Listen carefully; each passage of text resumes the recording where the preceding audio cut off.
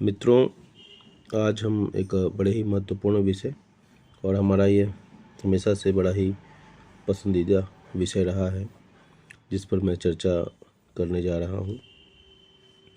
मैं कुछ भी अपने मन से नहीं कहूँगा, सब कुछ यहाँ लिखा हुआ है, उसी को मैं रीड आउट करने का प्रयास करूँगा।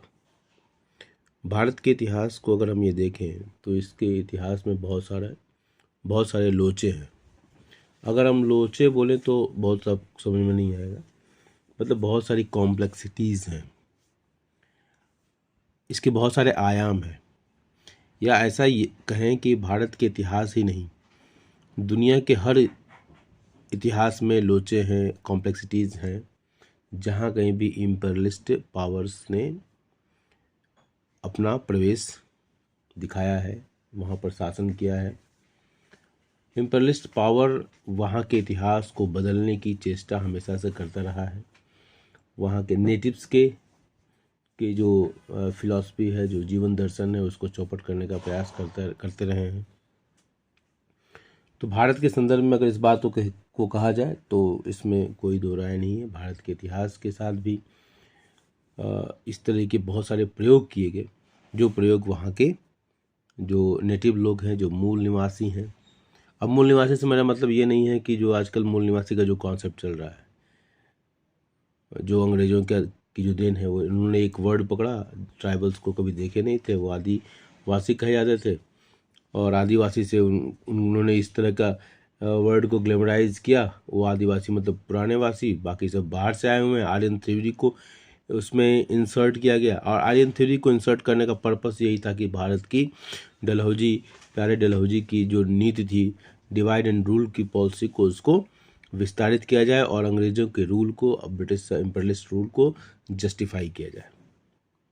तो इस आलोक में इस बात को समझने का, हालांकि मैं जो कह रहा हूँ उससे बहुत सारे लोग सहमत नहीं होंगे। सहमत भी क्यों हो, जब आपको आपके डीएनए में वो चीज़ें प्रवेश कर चुकी हैं। अगर आप गलत को भी बार बार सुनते हो, देखते हो, तो गलत भी सही नज़र आने लगता है। एक मानव मन की प्रकृति होती है। तो बहुत सारे आयाम हैं जो कुछ हमने पढ़ा है। मैं ये नहीं कहता कि उसमें बिल्कुल असत्यता है, लेकिन असत्यता ज़्यादा है, सत्यता कम है। तो पहली बात तो केवल ये मैं जैसे कह रहा था कि ये छेड़छाड़ केवल भारत के इतिहास से ही नहीं हुई है, बल्कि दुनिया के और बहुत सारे इसके प्रमाण अब धीरे धीरे मिल रहे हैं, और वो प्रमाण बहुत ही ऑथेंटिक हैं।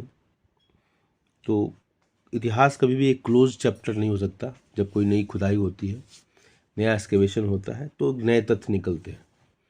लेकिन कभी कभी पॉलिटिकल क्लास अपने फ़ायदे के लिए कुछ तथ्यों को छिपाता है और कुछ तथ्यों को उभारता है। ये जिस तरह का इन्फ्लुएंस होता है, जिस तरह का उनको मास सपोर्ट होता है, उसी तरह के वो काम करते हैं। ये एक फैक्ट है, चाहे कोई भी हो, कोई भी देश हो, कोई भी काल हो, कोई परिस्थिति हो। इस तरह की चीज़ें सत्ता पर अपनी पकड़ बनाने के लिए कुछ नेक्सस भी स्थापित हो जाते हैं। कुछ लिखने वाले वर्ग भी साथ देते हैं, कुछ बोलने वाले वर्ग साथ देते हैं, कुछ करने वाले वर्ग साथ देते हैं। तो एक नेक्सस का परिणाम होता है। तो हम जब अब भारत की बात जब हम वो करते हैं, तो स्वाभाविक रूप से हमारा ध्यान विकृत इतिहास की तरफ जाता है। इतिहास को विकृत करने वाले बहुत सारे लोगों के अस्तित्व को ही नकारते हैं। हमारे यहाँ आर्यन आक्रमण के सिद्धांत को प्रतिपादित किया गया, और ये जाने अनजाने हम उसको स्वीकार करते रहे, और इसके पीछे जो पर्पस था, उनकी मंशा थी, उस मंशा में वो सफल भी रहे, और जो कि ये पूरी तरह से अप्रामाणिक है। जो आर्यन इन्वेजन की जो थ्योरी है, पूरी तरह अप्रामाणिक है, और ये एक ऐतिहासिक विकृति इसको माना जा सकता है। यहाँ परंपरागत और आध्यात्मिक इतिहास की बात नहीं है, उस इतिहास की बात भी हो रही है जिसके आधार पर भारत को कमतर आंकने का प्रयास किया जाता है। भारत को कभी सपेरों का देश, कभी मदारियों का देश, ऐसा कह के मतलब भारत को इन्फीरियरिटी कॉम्प्लेक्स में यहाँ के लोगों को डालने का प्रयास किया जाता है। कुछ लोग कहते हैं कि सुमेरियन जो संस्कृति थी, वो लिखित में सर्वाधिक प्राचीन है और लगभग 11,000 साल पुरानी परंपरा है। 5,000 वर्ष पहले तक उनके पास 11 लिपियां थीं। जब भारतवर्ष की बात की जाती है तो 5,000 वर्ष पहले इसको इंडस लिपि या सिंधु लिपि कहते थे और इसके अलावा एक ब्राह्मी लिपि थी। पता चलता है कि 2000 वर्ष पहले तो पूरी दुनिया में लगभग 200 लिपियां ही हो गई थीं। वहीं दूसरी ओर कहा जाता है कि मोहनजोदाड़ो और हड़प्पा की संस्कृति लगभग 3,000 साल पुरानी है।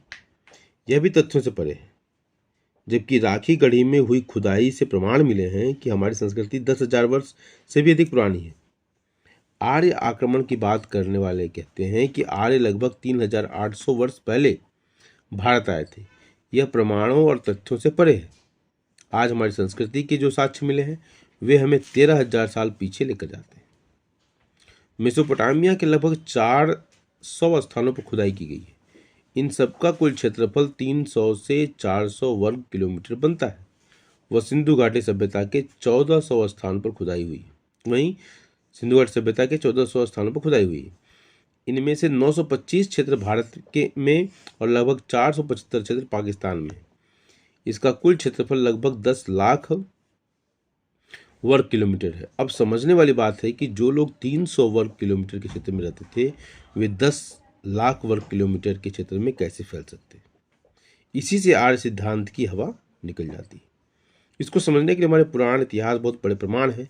ययाति ने पुरु से कहा कि मुझे अपनी जवानी दे दो, यानी भारत के बाहर जाकर राज करो, लोगों की सेवा करो। अफ्रीका के अंदर मिस्र के जो शिलालेख हैं उनमें पुरु और ययाति की चर्चा है। अब देख लीजिए, मिस्र के शिलालेख में पुरु और ययाति की चर्चा है। ययाति का कालखंड 8,500 साल पुराना बनता है। यहाँ छूट गया था, स्क्रीन पर नहीं आता ये। यानी भारत के बाहर जाकर राज करो, लोगों की सेवा करो। अफ्रीका के अंदर मिस्र के जो शिलालेख हैं उनमें पुरु और ययाति की चर्चा है। ययाति का कालखंड 8,500 साल पुराना बनता है। ययाति के 18वें वंश में महाभारत वाला कालखंड शुरू होता है। ऐसे में आर्य आक्रमण सिद्धांत, जिसका समय लगभग 3,800 वर्ष बताया जाता है, कहाँ टिकता है? टिकता ही नहीं। यह हमारे माथे पर कलंक लगाया गया है। इस कलंक को धोने के लिए काम करने की आवश्यकता है। अब यहाँ पर पतंजलि की चर्चा हो रही है। पतंजलि इस क्षेत्र में पूरी प्रामाणिकता के साथ काम कर रही है। हम इतिहास के क्षेत्र में तथ्यों और सत्यों को खोजने के लिए सर्वथा प्रयासरत थे। यूरोप ग्रीक से आकर सिकंदर ने मिस्र पर आक्रमण किया था। इसके बाद अलेक्जेंड्रिया नामक शहर बसाया था। सिकंदर ने चिकित्सा विधा को भी शुरू किया। वहाँ पर नील नदी इसको पार करने वालों को उसने आदेश दिया था कि वे कर के रूप में यहाँ अपनी परंपरागत विद्याओं, पुस्तकों और ज्ञान की जानकारी दें। इस तरह उसने यहाँ पर सिकंदर की प्रशंसा करनी पड़ेगी। वो कितना ज्ञान पिपासु था, कितना बड़ा लर्नर था। वो कितनी सुंदर बात उसने की कि उसको पार करने वाले को उसने आदेश दिया था, नील नदी को पार करने वाले को उसने आदेश दिया था कि वे कर के रूप में यहाँ अपनी परंपरागत विद्याओं, पुस्तकों और ज्ञान की जानकारी दें। इस तरह उसने चिकित्सा विधा को बहुत प्रामाणिकता से खड़ा करने का प्रयास किया। वहाँ पर भारतीय चिकित्सा विधा और परंपराओं से संबंधित पुस्तकें हैं। इनमें से अधिकांश संस्कृत भाषा में है। पुरु और ययाति का वर्णन आयुर्वेद के ग्रंथों में भी है। यानी आयुर्वेद चिकित्सा विज्ञान भी लगभग 6,500 वर्ष पहले भारत से बाहर चला गया था। भारत को समझना है तो विश्व के इतिहास को समझना होगा। बहुत मार्क की बात है। भारत को अगर समझना है तो विश्व के इतिहास को समझना होगा। जब विश्व के इतिहास को खंगालेंगे तो कहीं न कहीं भारत नजर आएगा। उनके पूर्वजों में भी हमें मिलेंगे, उनकी जड़ों में भी हम दिखाई देंगे, उनकी सभ्यता, संस्कृति, परंपरा में भी हम मिलेंगे। कोरिया में माँ को अम्मा बोलते हैं। Wow great. कोरिया में माँ को अम्मा बोलते हैं। हम कहते हैं कि सभी भाषाओं की जननी संस्कृत है। संस्कृत भाषा का बोलबाला दुनिया में है।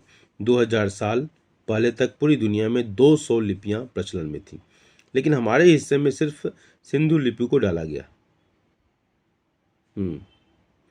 इसके पीछे बहुत बड़ा एक षड्यंत्र काम कर रहा है।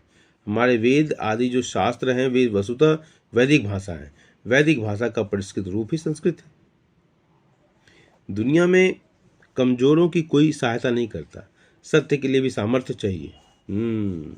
सत्य के लिए भी सामर्थ्य चाहिए। लोग कहते हैं कि चीनी पद्धति को दुनिया में 90% लोग मान रहे हैं। यदि हमें कोई नहीं मानता है तो इसको मानने के लिए कार्य करना पड़ेगा। दुनिया के ग्रंथों में आयुर्वेद की लगभग 1000 जड़ी बूटियों और वनस्पतियों का वर्णन है, जबकि भारतवर्ष में लगभग 50,000 वनस्पतियां हैं। हमने सभी वनस्पतियों की सूची बनाई है। भारतीय वनस्पतियों के अतिरिक्त हम विदेशी पौधों पर भी काम कर रहे हैं। पूरी दुनिया में लगभग 3,60,000 वनस्पतियां हैं। आने वाले समय में कोई आयुर्वेद को लेकर कुछ नहीं कह सकेगा। कुछ लोग कहते हैं कि हमारी सारी चीज़ें विदेशी लूट कर ले गए, पर समय समय पर हमको यह भी प्रयास करना चाहिए कि हम भी उनमें से कुछ ले लें। हमने इसका प्रयास किया है। अब जब मोनोटॉक्सोनॉमी की बात आती है, इसको पढ़ना पड़ेगा, मोनोटॉक्सोनॉमी की बात आती है तो यह लैटिन और ग्रीक भाषा में 3,50,000 वनस्पतियों का नाम है। जब हमने संस्कृत में ढूंढना शुरू किया तो कुल 20,000 पौधों के नाम मिले। शोध के क्षेत्र में काम हो रहा है, परंतु कुछ नया करने की आवश्यकता है। हमारी संस्कृति परंपरा गौरवशाली है। इस परंपरा को यदि हम गौरव नहीं देंगे तो दुनिया गौरव नहीं देगी। इसके लिए जिनको बोध नहीं उनको बोध कराना भी हमारा काम है। दुनिया में इस संस्कृति को गुंजायमान करना भी हमारा काम है। आज दुनिया में योग शब्द को सभी जानते हैं। धर्म आचरण का विषय है, इसलिए जो आचरण सिखाता है वह धर्म है। हमें धर्म में स्थित होने के लिए लोगों को प्रेरित भी करना है। समय अब अंगड़ाई लेकर संस्कृति परंपरा की ओर जाने के लिए कहीं न कहीं आज हमें निहार रहा है। हमें ऐसे में हमारा कर्तव्य दायित्व ज़्यादा बनता है। यह देश हमारा है, तो इसकी चिंता एवं सुरक्षा हमें ही करनी होगी। बनते हुए इतिहास में हम अपनी आहुति न दे सकें तो यह हमारा दुर्भाग्य होगा। हम अपने सौभाग्य को बनाए रखेंगे, यही हमारा संकल्प है। तो इस तरीके से ये बहुत ही शानदार एक ऐसे जो एक नए कलेवर में रचा गया है, लिखा गया है, और इसको पूरे को पढ़ने का जिस्ट जो है यही है। भारत को समझना है तो विश्व के इतिहास को समझना होगा। जब विश्व के इतिहास को खंगालेंगे तो कहीं न कहीं हम भारत नज़र आएगा। उनके पूर्वजों में भी हम मिलेंगे, उनकी जड़ों में भी हम मिलेंगे, उनकी सभ्यता संस्कृति परंपरा में भी हम मिलेंगे। तो इसी के साथ इस लेख के वाचन का कार्य पूरा होता है। धन्यवाद।